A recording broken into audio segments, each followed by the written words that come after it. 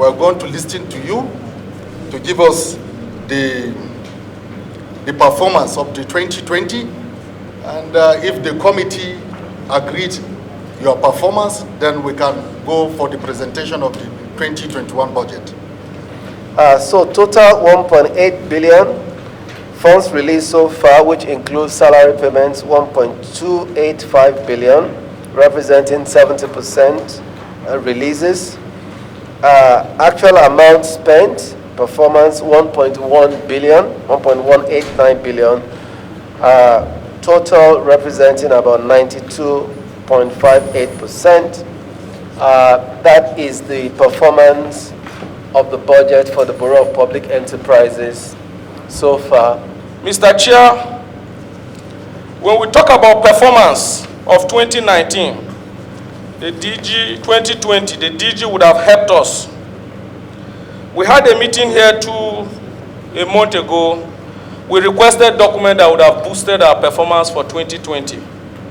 Without those documents, we cannot really appraise 2020 in details. And therefore, I would like to move that, Mr. Chair, I have 3 resolutions. Resolution number 1 borders on Geregu. The DG appear here with BPP, Auditor General, Accountant General of the Federation should all be invited to appear to determine whether 13 billion procurement will be single source without bidding, because the 29% shares was sold for 13 billion, since they have failed to submit gazetted copies. On that farm, I also move that CBN, Accountant General, Auditor General, and associations of professional accountants to appear before this committee with DG and determine how much value was lost on the current sale of our farm for 105 billion. Because the deal was signed since last year, and then the forex of the Nigerian government was 305. Forex is now 385. Between when they signed the SPA and the PAP, we need to determine what is Nigeria losing. And my simple arithmetic is like we are losing over 27.6 billion. On the capital component, the committee requests for the procurement processes in full and utilization of the 94 million, including contract agreements and payment vouchers. This is what I so move, my chair. Any seconder? I so second. Those in support, please motion say aye. Those against, say nay. The ayes have it. So I think with this, the DG should go back and get all these documents. We are giving you 24 hours to go and come back with these documents before we proceed for this 2020 performance budget. Then thereafter we can go for the 2021.